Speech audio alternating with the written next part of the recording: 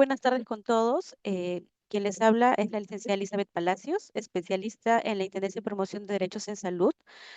Para mí es un honor dirigirme y estar en esta sala con los presentes. Hago propicio en hacer llegar el saludo de nuestro Superintendente Nacional de Salud, el doctor Martín Alonso Tantaleán, así como del Intendente de Promoción de Derechos en Salud, el doctor Raúl Mourillo. Hoy quiero compartir con ustedes una información muy importante, ¿no? Que es sobre el tema de los derechos y deberes en salud. Todo ello enmarcado en lo que es el principio fundamental del buen trato al usuario. ¿Por qué? Porque es importante tener en cuenta que toda persona merece ser atendida con respeto, con dignidad y calidad en los servicios de salud, ¿sí? Entonces, para iniciar, es importante saber qué es la Superintendencia Nacional de Salud. Su Salud es una institución pública adscrita al Ministerio de Salud que tiene como misión el de promover, proteger y restituir los derechos en salud de todas las personas usuarias de los servicios de salud, que éstas sean brindadas con calidad, con oportunidad, disponibilidad y aceptabilidad. La Superintendencia de Salud, dentro de sus funciones generales, acá quiero precisar uno, la que establece en el punto D, que es el de, asimismo, promueve lo que es la participación ciudadana y la vigilancia ciudadana y propicia mecanismos de rendición de cuenta. Es por ello que la Superintendencia, a través de su reglamento de organización y funciones, designa a la Intendencia de Promoción de Derechos de Salud, que es un órgano de línea de la Superintendencia, el de establecer, implementar, conducir y promover justamente todas estas acciones para el ejercicio de la promoción de los derechos y deberes en salud. Asimismo, brinda la función de ejercer la Secretaría Técnica de las JUS, que son las Juntas de Usuarios de los Servicios en Salud.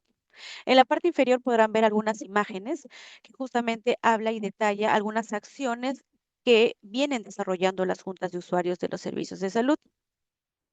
Entonces, ¿qué es las JUS? ¿No? Es importante que ustedes conozcan que la Junta de Usuarios es un espacio de participación ciudadana en salud que lo que promueve es el diálogo entre los usuarios de los servicios de salud y la Superintendencia Nacional de Salud, con la finalidad de desarrollar ese vínculo de cooperación entre los actores que están vinculados a todo el sistema de salud, ¿no? Y la población en sí, los usuarios a través de organizaciones que estén de manera conjunta organizadas. ¿Para qué? Para promover lo que es, para contribuir en la promoción y la protección de los derechos en salud.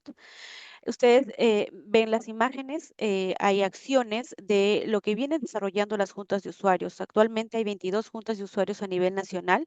Ellos trabajan en base a un plan de trabajo, realizan acciones de promoción de derechos, realizan vigilancia ciudadanas en salud y justamente lo que busca a través de estos mecanismos de participación ciudadana es empoderar al ciudadano de a pie en que conozca cuál es la ley que establece sus derechos en salud, ¿no? Así también como los deberes en salud. Entonces, esto es más que todo una diapositiva que proyecta muchas de las acciones que se tratan de fortalecer entre todos los ciudadanos y que fortalece justamente el tema del fortalecimiento de promoción de derechos, enfatizado siempre en el buen trato al usuario. Muy bien, ahora vamos a pasar en sí al tema de derechos en salud. Para ello, es importante saber ¿qué es la salud? ¿No? La salud como un derecho humano. Existen múltiples bases normativas desde la Constitución Política del Perú, así como las normativas internacionales que avalan que la salud en esencia es un asunto social, es un asunto económico y político, pero sobre todo es un derecho fundamental que no puede ser negado. Y para que esto sea ejercido, ¿no? Y respetado, tiene que haber el compromiso de toda la sociedad, del sistema de salud, que involucra pues a todos los profesionales de salud, a los gestores, a los que están, que tienen la posición de establecer las directivas, las políticas, así como al ciudadano, al usuario del servicio de salud, que tiene que hacer ejercicio tanto de sus derechos como sus deberes en salud. La base normativa que detalla, ¿no? Y establece cuál es la ley de los derechos de los servicios en salud, es la ley 29414, el cual fue aprobado el 30 de septiembre de 2009. Su reglamento que establece esta ley 29414 fue dada a través del Decreto Supremo número 27/2015 de ese año, en la cual se desglosa justamente o se establece estos derechos en salud en 5 grandes grupos, que más adelante vamos a detallar cada uno de ellos. Pero sí es importante tomar en cuenta que mientras nosotros como usuarios conocemos cuál es la base legal que sustenta nuestros derechos, podemos tener pleno de conocimiento de qué están vulnerando y cómo hacer nosotros ejercicio de ello para que se dé cumplimiento. Entonces, tener en cuenta que la ley, nuevamente repito, la ley de los derechos de los usuarios, en este caso, la ley de los derechos en salud, es la ley 29414. Entonces, ¿qué establece esta ley, no? El reglamento de ley que fue aprobado con el Decreto Supremo 027. Establece los 5 grandes grupos de derechos en salud. Tenemos el primer grupo de derechos, que detalla sobre el derecho al acceso de los servicios de salud, que ¿qué se describen en estos artículos, no? Que todo usuario tiene derecho a recibir una atención médica de manera adecuada, oportuna, ¿no? En situaciones de emergencia, sin impedimento de la atención, justamente en estos casos de emergencia. El segundo grupo, el derecho al acceso a la información, es que el usuario tiene derecho a recibir la información clara, comprensible sobre lo que tenga que ver con el tratamiento, su diagnóstico, su enfermedad en sí, o por ejemplo, cuando hay algún tipo de traslados o referencias que se puedan dar, el usuario o el familiar tiene derecho a ese acceso, a esa información que sea comunicado. El tercer grupo habla sobre el derecho de la atención y la recuperación de salud. En esto está más enfatizado en el tema del buen trato, por ejemplo, ¿no? Es importante saber que el usuario debe ser atendido con pleno respeto de su dignidad, de su intimidad, con buen trato y sin discriminación. El cuarto grupo de derechos habla sobre el derecho al consentimiento informado. En esta se detalla que existe el formato del consentimiento informado y que debe ser llenado y completado, en este caso, por el paciente, por el familiar o el tercero legitimado, ¿no? Que esté con la autoridad para que pueda permitir o no a través del consentimiento informado que el paciente participe de algunos exámenes clínicos, de medicamentos nuevos o procedimientos o cirugías, entre otros. Más adelante vamos a ver qué tipos de consentimientos informados estamos hablando. Y el quinto grupo habla sobre el derecho a la protección de derechos, ¿no? El derecho a ser escuchado, al recibir tu respuesta ante algún reclamo o alguna denuncia, ¿no? Una denuncia que se dé ante su salud. El reclamo se da en el mismo establecimiento de salud. Bueno, ahora vamos a desglosar cada artículo que habla sobre el primer grupo de derechos, que es el derecho al acceso de los servicios de salud. Como muy bien los mencionaba en este grupo, ¿no? Menciona acceso a los servicios de salud. ¿Qué menciona el primer artículo? Es derecho a la atención en emergencia, sin condicionamiento a la presentación de algún documento alguno o a la suscripción de algún tipo de pagaré, cambio o algún método de pago que te puedan exigir. ¿Qué quiere decir? Cuando el paciente o la persona, el ciudadano, esté en una condición de emergencia, que su vida está entre la vida y la muerte, no debería haber un impedimento para la atención oportuna, el acceso a los servicios de salud. Pero hay que tener en cuenta algo importante en este aspecto. Para nosotros saber qué es una emergencia y diferenciar de una urgencia, es importante que la evaluación clínica lo realice siempre un profesional de la salud. Entonces, hay varios tipos de enfermedades que son considerados emergencias y están clasificados por el tipo de prioridad. Entonces, basta que el paciente, por ejemplo, esté entre la vida o la muerte y es un caso de emergencia, ahí no debería haber ningún tipo de condicionamiento. Esto aplica para cualquier establecimiento de salud, ya sea un hospital del MINSA, del Salud o una clínica privada. El segundo derecho a la libre elección del médico o IPRES. En este caso, el establecimiento de salud debe exhibir la cartera de servicios, debe exhibir los horarios y la disponibilidad de los servicios de forma actualizada y permanente. Cada mes a mes debe proyectar justamente qué días, por ejemplo, va a atender el servicio de cardiología, endocrinología y qué médicos están atendiendo y cuál es su programación. Ahora, con el respecto a una libre elección del médico, eso quiere decir, por ejemplo, si es un paciente SID y se atiende, por ejemplo, en el Hospital Cayetano Heredia, pero el paciente también tiene una EPS. y quiere atenderse en una clínica privada, el paciente tiene derecho a recibir aparte de una segunda opinión médica, a elegir el médico de atención, ¿no? Entonces, siempre es importante saber la realidad del establecimiento de salud para poder nosotros proyectar y el paciente pueda solicitar la atención. Por eso, importante es que el establecimiento publique y exhiba la cartera de servicios para que el ciudadano sepa qué tipo de especialidades atiende, qué tipo de médicos están programados, porque existen médicos, pues, por ejemplo, ¿no? Que pueden estar de vacaciones o con licencia. Entonces, muchas veces estos puntos delimitan mucho justamente la cobertura de citas que pueda haber para esa especialidad.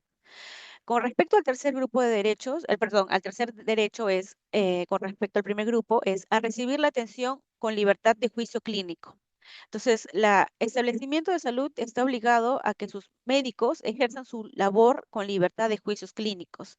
Es decir, cada profesional de la salud es un profesional que tiene justamente un juicio clínico sobre la proyección de cómo tratar una patología.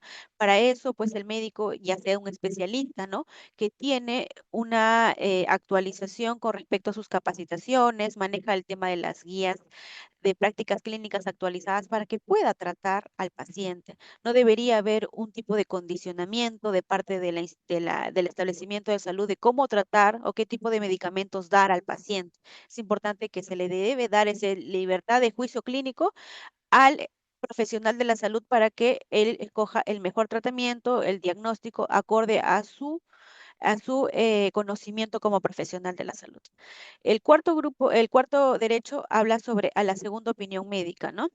Esto justamente está sujeto a la cobertura que tenga el ciudadano, el usuario, ¿no? Puede tener un paciente CIS y al mismo tiempo tiene una EPS, ¿no? Puede atenderse en una clínica, o también el paciente puede tener salud y puede atenderse al mismo tiempo en una clínica. Entonces, el paciente, el ciudadano, tiene derecho a recibir una segunda opinión médica. El cuarto derecho es derecho al acceso de los servicios, medicamentos, productos sanitarios. Los establecimientos de salud, y en este caso las unidades de gestión de los establecimientos de salud, deben garantizar el acceso a los servicios, a los medicamentos y a los productos sanitarios de forma oportuna y equitativa, ¿no? En esto justamente se detalla mucho de esos pacientes con enfermedades crónicas o algún tipo de patologías, por ejemplo, los que son pacientes neoplásicos, que requieren su tratamiento mensualmente o de cada cita a cita. Es importante que el establecimiento de salud y de acuerdo pues a su cobertura del tipo de seguro que tenga, porque va a depender de qué tipo de seguro tenga, se le brinde ese acceso a los medicamentos, a los servicios y a los productos sanitarios. Muy bien, ahora vamos a pasar a los derechos que están establecidos dentro del segundo grupo, que es derecho al acceso a la información. Aquí tenemos el derecho a ser informado oportuna y adecuadamente sobre sus derechos en calidad de persona usuaria, ¿no? Es importante que justamente tengan de conocimiento cuál es la ley de los derechos en salud, saber justamente cuáles son tanto sus derechos como sus deberes. Dentro de este grupo también está el derecho a conocer el nombre del médico responsable de su atención, así como los profesionales a cargo de los procedimientos. El establecimiento de salud debe garantizar que todo profesional que trabaje y que tenga un vínculo laboral dentro de su establecimiento debe estar debidamente identificado con su photocheck, ya sea con su photocheck o dentro del consultorio, establecer justamente qué médico y qué especialidad está atendiendo. ¿Para qué? Para que el usuario tenga acceso a esa información, saber quién es el responsable de su atención, qué profesional está a cargo de los procedimientos que demanen de su diagnóstico. El tercer derecho con respecto al segundo grupo es el derecho al recibir información necesaria y suficiente con amabilidad y respeto sobre las condiciones del uso de los servicios de salud antes de recibir la atención. Es importante brindarle toda la información al paciente con respecto a la atención que demanda cualquier tipo de procedimiento. Por ejemplo, ¿no? Si algún paciente que le indiquen una interconsulta para que pase por otra especialidad, porque de repente el médico de cabecera que está atendiendo a esta paciente quiere saber la opinión del especialista, el paciente tiene derecho a recibir la información por qué le están dando esta interconsulta o por qué le están solicitando estos tipos de exámenes, cuál es el diagnóstico, ¿no? A eso se refiere. Con respecto al siguiente derecho, es derecho a recibir la información necesaria y suficiente sobre su traslado dentro o fuera del establecimiento de salud, así como las razones que justifican este traslado. Es importante que el usuario, el ciudadano, conozca que las referencias se aplican dentro de un establecimiento de salud cuando el hospital o el centro de salud donde le están atendiendo no tiene la capacidad resolutiva para poder solucionar el problema de salud de su paciente o en este caso de su familiar, ¿no? Entonces, por eso es que se aplica la referencia. Ahora, la referencia se puede aplicar en casos de emergencia, en casos cuando, por ejemplo, el establecimiento no cuente con el procedimiento para rayos X, laboratorio o algún tipo de examen como tomografías, ¿no? Para eso también aplica para apoyo al diagnóstico la referencia o para especialidades, ¿no? Hay establecimientos de salud que, por ejemplo, no tienen esa subespecialidad y por ende aplica la referencia. Entonces, es importante que el ciudadano sepa en qué casos aplica esta referencia y por qué motivo se le está dando, ¿no? Es importante saber, como les vuelvo a precisar, de que la referencia aplica cuando el establecimiento de salud no tiene la capacidad resolutiva, ni los profesionales, ni la especialidad, ni la cobertura para poder solucionar ese problema de salud del paciente. Ujú. Continuando con el grupo de derechos al acceso a la información, tenemos también el derecho a recibir el establecimiento de salud la información necesaria y suficiente sobre las normas, reglamentos y condiciones administrativas con respecto a la atención. ¿No? Cada establecimiento de salud tiene establecidos sus procedimientos, cómo se saca una cita, cómo se aplica una referencia, cómo se hacen las interconsultas, qué día se brindan la cita para ciertas especialidades. Entonces, toda esta información de estos reglamentos, de estas normas, de estos flujos, deben ser brindadas esa información a los ciudadanos, ya sea a través de afiches, de flyers, documentos, que esté acceso a la información, ¿sí? Entonces, el siguiente, el siguiente derecho, terminando la presentación, perdón, me quedo un alto aquí, voy a responder cada pregunta que ustedes me estén realizando por el chat, no se preocupen en ese sentido. Entonces, al final vamos a absolver todas las consultas.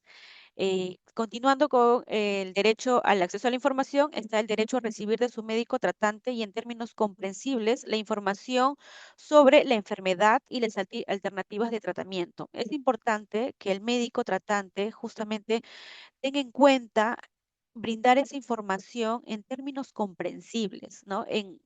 Saber si es que su paciente está entendiendo la información que le está brindando, ¿no?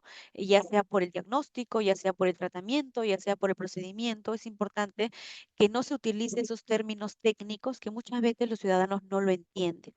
Entonces, para eso también el ciudadano, el usuario, tiene derecho a hacer la consulta al médico, a replantear, a volver a decirle, doctor, no entiendo esta información. Entonces, para eso es importante que ese acceso a la información se brinde de manera adecuada. El derecho a negarse a recibir o continuar un tratamiento, ¿no? Y que expliquen las consecuencias de esta. El paciente también tiene derecho a y negarse al procedimiento, al tratamiento, ¿no? Pero el médico en este caso tiene que informar cuál es la consecuencia de esta negación del paciente.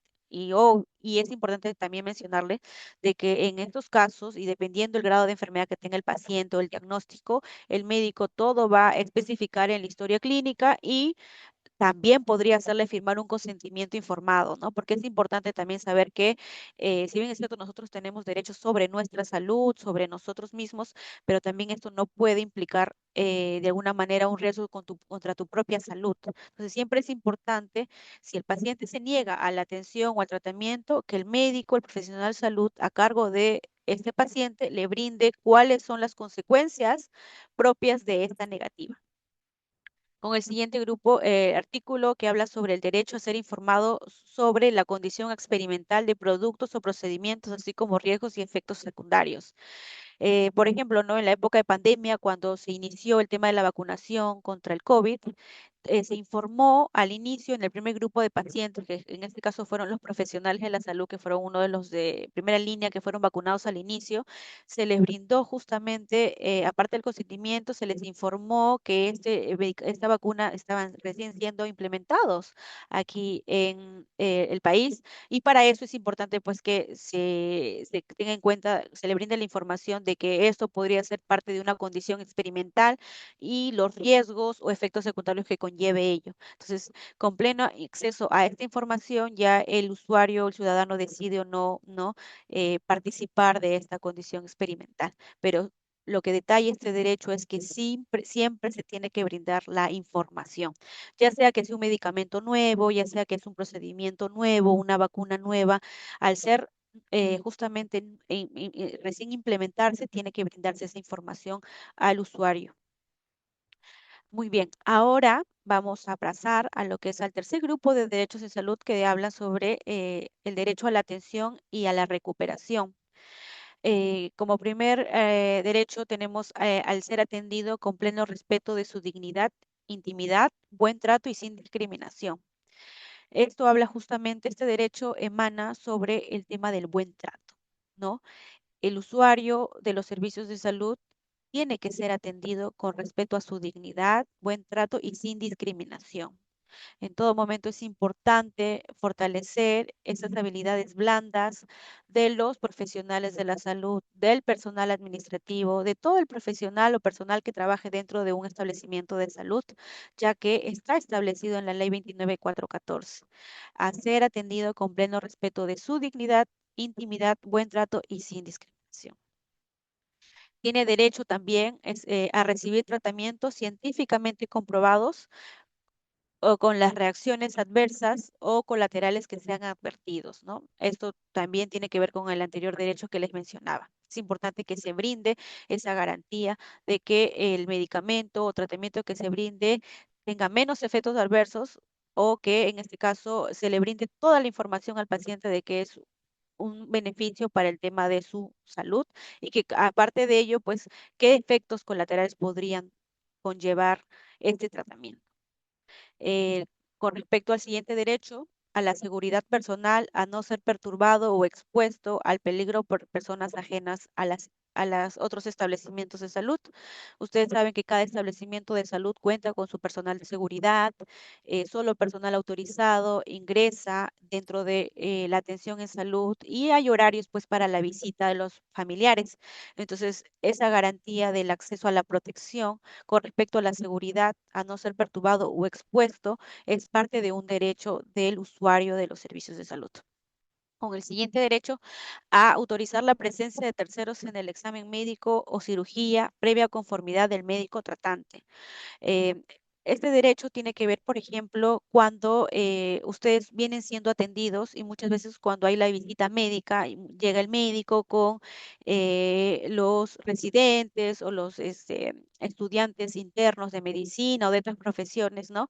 Es importante que el médico responsable, el médico asistente responsable del paciente, le brinde pues la información y la conformidad a la solicitud de que, de que autorice la presencia de otros terceros para el examen que le puedan realizar o el examen físico o el procedimiento, ¿no? Ahora, a eso también es importante saber de que como pacientes, como usuarios de los servicios de salud, hay que tener en cuenta que muchos de nuestros hospitales a nivel nacional y en Lima son hospitales docentes, ¿no? Y es importante saber que parte del crecimiento profesional, del crecimiento práctico de cada profesional, ya sea médico, obstetra, ¿no? Cualquier tipo de profesional de salud, requiere pues que tenga contacto con el paciente.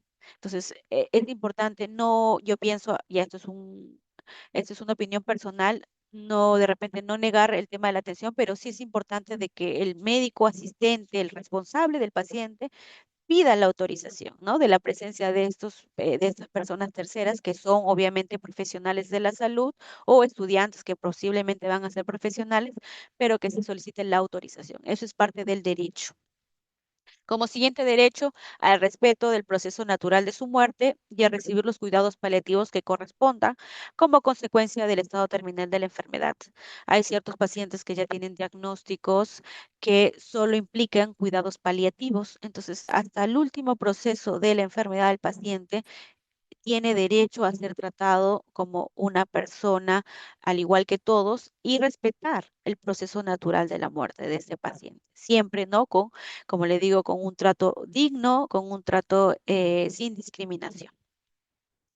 Entonces, de este grupo de derechos, del tercer grupo de derechos, derecho a la atención y recuperación, en el artículo que le mencionaba de ser atendido con pleno respeto a la dignidad, a la intimidad, es que vamos a enfatizar cuál es o cómo definimos qué es un buen trato, ¿no? Un trato digno, ¿no?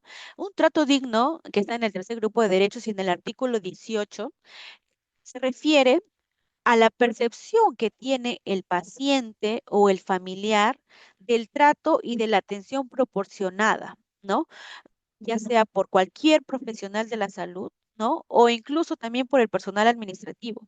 Entonces, esto es considerado, como muy bien los mencioné, parte del derecho, del tercer grupo de derechos de atención y recuperación a salud, más específicamente el artículo 18, derecho al respeto de su dignidad e intimidad. También es importante mencionarles que existe una ley promulgada en marco a este tema del buen trato, ¿no? Que es la ley 30023, promulgada el 22 de mayo de 2013, que detalla, ¿no? El 13 de agosto como el Día Nacional de la Salud y Buen Trato al Paciente, ¿no? Que año a año hace un renombre ante todos los personal de salud, ante todo el profesional que trabaja dentro de los establecimientos de salud, que existe ese Día Nacional de la Salud y Buen Trato al Paciente. Que no, que justamente detalla de que esto no debería ser establecido solo en ese día, ¿no? Sino todos los días del año tratar con buen trato al paciente. Entonces, es importante también que tengan en cuenta esta ley, la ley 30023. Entonces, ¿en qué consiste el buen trato al usuario de servicios de salud desde la mirada al ciudadano? Consiste en brindar una atención humana en salud, ¿no? Reconociendo al paciente, al usuario de manera integral, ¿no? Ya sea con sus problemas físicos, biológicos, psicológicos, o incluso los problemas que muchas veces el paciente, sumado a lo que puedas tener físicamente o biológicamente, trae también desde casa. Entonces es importante tratar a la persona de manera integral, ¿no? Conociendo sus derechos, sus necesidades, sus expectativas.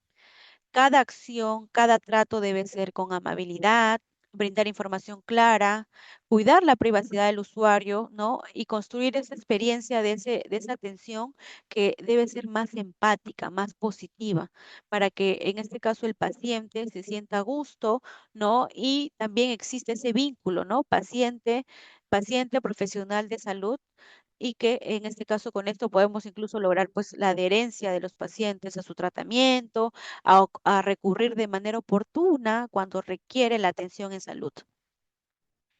Entonces, nos hacemos esta pregunta, ¿no?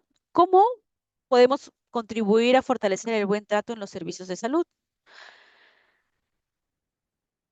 Acá establecemos pautas, ¿no? Para poder nosotros contribuir a este tema del buen trato al paciente. Por ejemplo, el primer punto, ¿no? Saludar al usuario, al paciente de forma amable, ¿no? Saludar con amabilidad, con cordialidad, siempre haciendo ese contacto visual, ¿no? Que en este caso el profesional pues no esté de repente concentrado en la historia clínica o agachado, ¿no? Dar ese contacto visual para justamente establecer ese vínculo, esa confianza, esa comunicación asertiva entre paciente, médico, por ejemplo, ¿no? También presentarse y llamar al usuario por su nombre. Eso fortalece ese vínculo que les mencionaba, ese respeto, esa cercanía. ¿No? No es el paciente de la cama 30, no es el paciente de la cama 20, no, es el señor Juan Pérez, es la señora María Castillón, ejemplo, ¿no? Es importante conocer el nombre del usuario. Otra pauta importante para poder lograr ese buen trato es explicar al paciente los procedimientos médicos. Cuando se explique al paciente sus procedimientos médicos, deben ser usando un lenguaje claro, ¿no? Que se dialogue de manera correcta, que se explique el procedimiento de su diagnóstico, el tratamiento o algún tipo de examen auxiliar que le puedan indicar.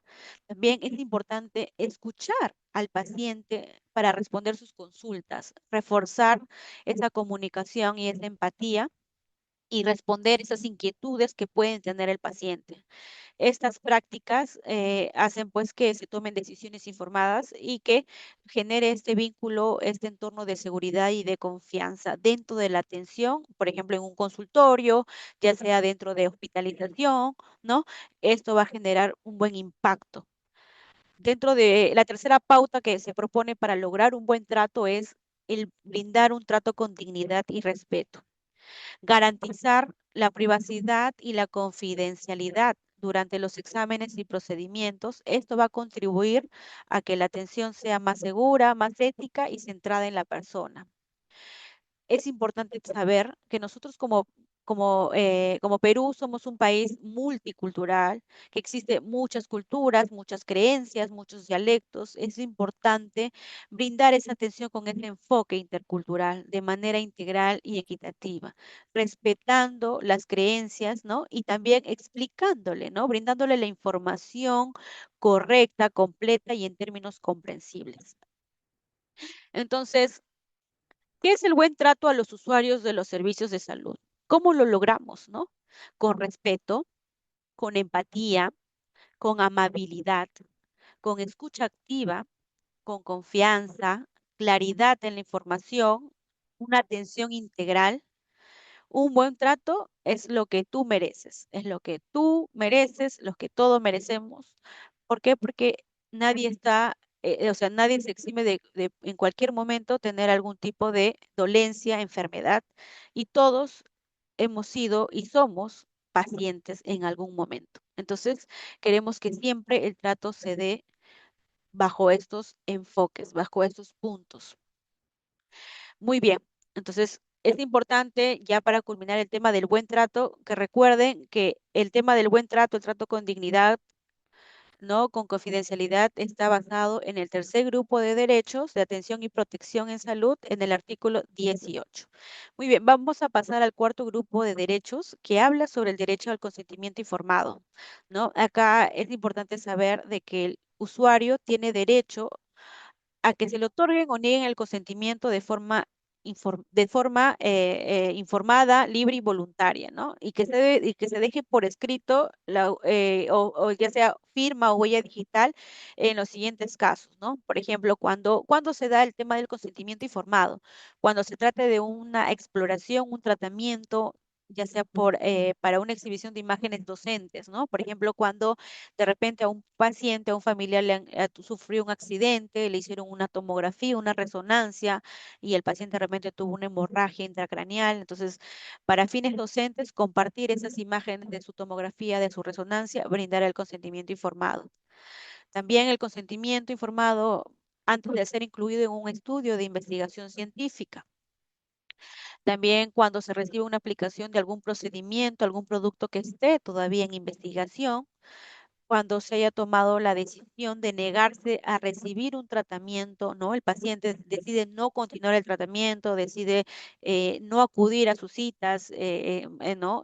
Puede firmar un consentimiento informado, pero esto va a depender mucho de qué tipo de enfermedad o cuál es la condición del paciente, porque no podemos tampoco, como el profesional de la salud tampoco no puede ser ajeno cuando este consentimiento a la negación del tratamiento o a la negación de la atención en salud ponga en riesgo la vida o la salud pública. Entonces es importante que cada caso es de manera particular.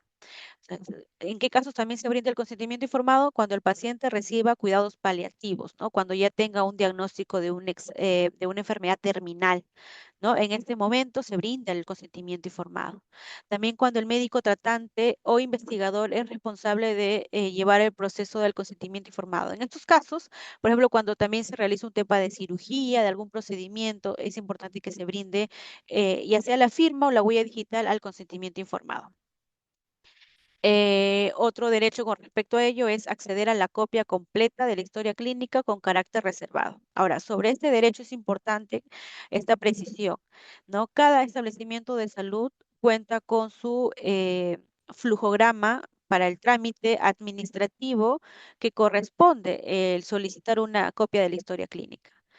En la mayoría de los casos, siempre se hace a través de una solicitud en mesa de partes, ¿no? Y existe de repente algún tipo de procedimiento, algún pago, ya eso va a depender de cada establecimiento de salud, pero es importante que el usuario tenga conocimiento de cuál es el procedimiento y solicitar. Ahora, para solicitar la copia de la historia clínica también no lo hace cualquier persona, pues, ¿no? Lo hace el paciente, el familiar directo o un tercero legitimado, ¿no? Que garantice que realmente es una persona propia de, ya sea el paciente o propio familiar, ¿no? Entonces es importante tener estos criterios para ejercer este derecho. El siguiente derecho es el derecho a la información mínima de la historia clínica que comprende la identificación de los pacientes, el registro de atención en salud, la información complementaria y los formatos especiales.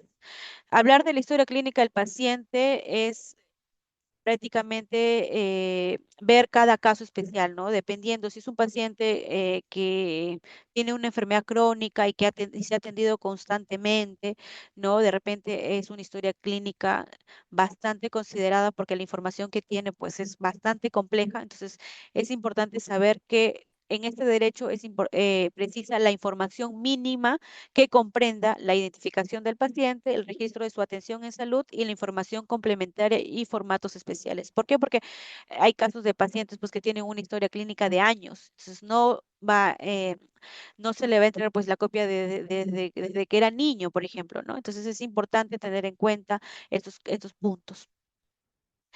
Con respecto al quinto grupo de derechos, que ya estamos entrando al quinto grupo de derechos en salud, derecho a la protección de derechos, encontramos estos artículos que hablan, el primero, sobre hacer escuchado y recibir respuesta a tu reclamo o denuncia por la instancia correspondiente cuando se encuentre disconforme de la atención recibida. Es importante diferenciar y saber que el reclamo se realiza, diferenciar cuándo se realiza un reclamo y cuándo se realiza una denuncia, ¿no? Cuando se realiza un reclamo, cuando en este caso el usuario siente que han vulnerado sus derechos en salud, se siente insatisfecho y quiere presentar su reclamo. Esto lo hace dentro del mismo establecimiento de salud. Para esto, pues, el usuario tiene que pedir perdón, el libro de reclamaciones en salud. Ya. Es importante también mencionar que los hospitales cuentan con una plataforma de atención al usuario. Diferente es en los centros puestos de salud. Ahí no existe plataforma, pero sí en todos los establecimientos de salud, desde el puesto de salud hasta el instituto más especializado, sí o sí tiene que contar con el libro de reclamaciones de salud. Entonces, el usuario, para ejercer este derecho a la protección, puede solicitar el libro de reclamaciones de salud y presentar su reclamo. Cuando tú presentes tu reclamo en salud, el establecimiento tiene 30 días hábiles para responder a este reclamo que tú vas a dejar consignado en la hoja del libro de reclamaciones en salud. Que por cierto, el usuario se lleva la copia, perdón, se lleva la hoja original. Ahora, denuncia. La denuncia se realiza ante la Superintendencia Nacional de Salud, es decir, dentro de la institución en la cual yo trabajo, ¿no? Esta se puede dar a través de diferentes canales. Más adelante les voy a mostrar una diapositiva de todos los canales con las cuales se puede realizar lo que es la denuncia, ¿no? Entonces, el usuario puede presentar su denuncia, por ejemplo, si no está conforme con el resultado al reclamo que dejó, o también puede hacer de manera paralela, ¿no? Al mismo tiempo que presenta su reclamo, puede presentar su denuncia. El siguiente derecho es el derecho a recibir el tratamiento inmediato y solicitar la reparación por las vías correspondientes por los daños ocasionados dentro del establecimiento de salud. Para eso también está el derecho de que el paciente puede acudir a la vía judicial, ¿no? O a través de los medios alternativos de controversia para las pretensiones indemnizatorias, ¿no? En la Superintendencia Nacional de Salud se encuentra el Centro de Conciliación y Arbitraje, en las cuales ustedes también pueden acudir para presentar justamente el tema de su reclamo, su denuncia para que se pueda tratar y se pueda ya sea conciliar, ¿no? O hacer un tipo de arbitraje. Ya va a depender la evaluación del caso, va a depender de qué tipo de denuncia, qué tipo de vulneración de derechos se han presentado. Entonces es importante tener en cuenta que dentro de la superintendencia está el Centro de Conciliación y Arbitraje, que también a la par, como le menciono, el paciente o el familiar puede también acudir a la vía judicial, ¿no? Si en caso, por ejemplo, se diera un tema de negligencia médica. Muy bien, con ello culminamos lo que es los 5 grupos de derechos, ¿no? Y los artículos que hablan específicamente de cada derecho en salud, de la Ley 29.414. Ahora, vamos a pasar a lo que son los deberes, ¿no? Y las responsabilidades del usuario. Mencionar que aquí se están describiendo artículos de la ley 26842, que es la ley general en salud. ¿Por qué es importante mencionar los deberes, ¿no? Así como nosotros como ciudadanos tenemos derechos, también tenemos deberes en salud y que también tenemos que velar por ser responsables al cumplir con nuestros deberes en salud. Por ejemplo, ¿no? El artículo 16 menciona, ¿no? Que toda persona debe velar por el mejoramiento, la conservación y la recuperación de su salud, ¿no? Y de las personas a su cargo. El deber personal de atender, conservar su propia salud, solo puede ser exigido cuando tal omisión es susceptible e incidir negativamente en la salud pública o en la salud de terceras personas, ¿no? Por ejemplo, acá en este caso, en ese artículo, tengamos un paciente que es un paciente diagnosticado con diabetes, ¿no? Y este paciente descuida su tratamiento, no sigue las indicaciones médicas, no cumple o no acude al establecimiento para su control de glucosa. Esto va a conllevar pues que agrave su condición de salud y pues genere complicaciones en salud. Y es un riesgo para su propia salud. Entonces, este paciente no está cumpliendo con su deber de conservar y recuperar su salud. Entonces, hay que tener en cuenta este ejemplo, por ejemplo. Ya, el artículo 17. Ninguna persona puede actuar o ayudar en prácticas que signifiquen peligro, menoscabo o daño para la salud de terceros o de la población. Acá, por ejemplo, ¿no? Acá vamos a poner un ejemplo de un paciente que de repente es un familiar que va a un hospital a visitar a su familiar que está hospitalizado, ¿no? Y que de repente ese paciente tiene esa práctica de fumar y fuma dentro de las instalaciones del hospital, ¿no? Y expone a los pacientes, al personal de salud, a los menores de edad, el daño que emana, ¿no? Este cigarrillo o puede generar algún tipo de siniestro. Entonces, está actuando, significando un peligro para la salud de la población o de terceros. Entonces, esta persona no está cumpliendo con su deber, ¿no? El artículo 18, que precisa, toda persona es responsable frente a terceros por incumplimiento de prácticas sanitarias e higiene, ¿no? Así como prevenir la aparición y propagación de enfermedades transmisibles, así como por los actos o hechos que originen la contaminación del ambiente. Ejemplo, ¿no? Acá, por ejemplo, podemos detallar un caso de un paciente que tenga un diagnóstico de una enfermedad contagiosa, como por ejemplo la tuberculosis, ¿no? Este paciente, aparte que no cumple su tratamiento, no usa mascarillas, el paciente constantemente está tosiendo, ¿no? En lugares cerrados, en su domicilio, en su trabajo. Entonces, esta persona está poniendo en riesgo la vida de terceros, ¿no? La vida de sus familiares y está siendo un peligro en salud pública. ¿Por qué?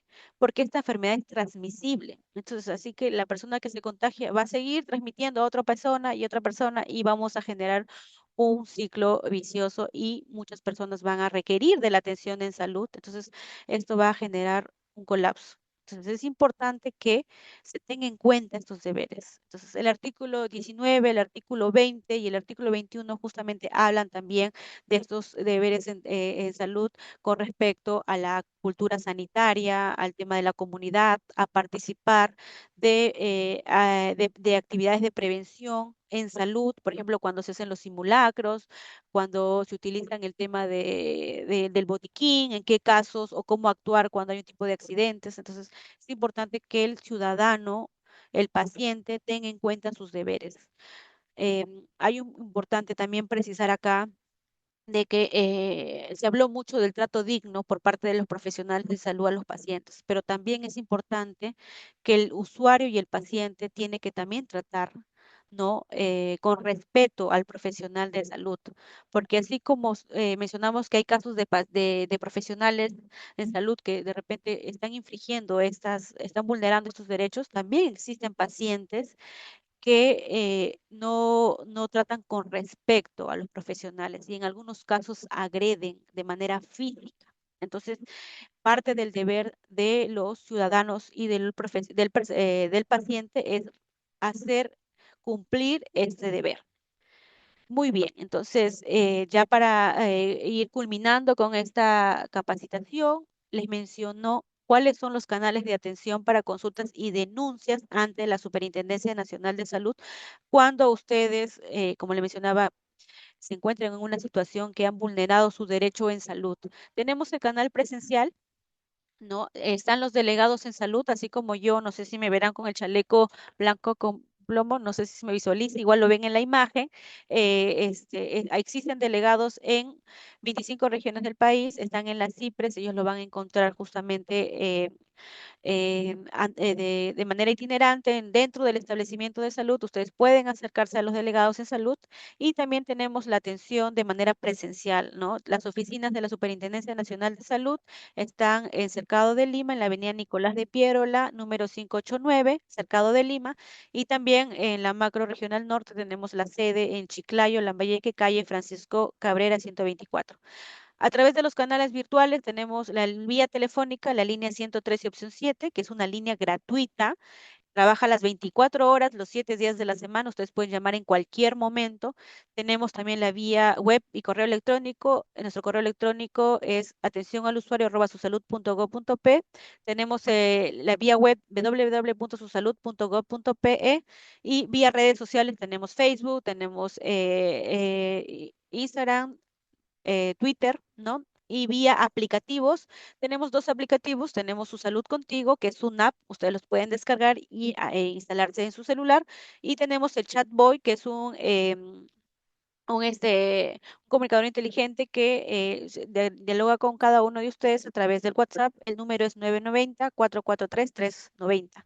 Entonces, este es el aplicativo, el app Su Salud Contigo. Cuando ustedes lo descarguen, van a encontrar estas imágenes. ¿Qué información tienen en el app Su Salud Contigo? Pueden identificar qué tipo de seguro tienen, la afiliación al SIS, cómo es el procedimiento, qué cubre mi seguro, dónde entenderme qué establecimientos de salud existen, y si hubiera un problema de atención, también automáticamente está anclado la línea 113 para que ustedes puedan llamar. Y dentro del ¿cómo se llama? El chat Avi Su Salud, que es en este caso el chat boy, con el cual ustedes pueden contactarse. Como le mencionaba, el número es 990-443-390. Ustedes establecen esta comunicación virtual a través del chat. Muy bien, eso sería todo.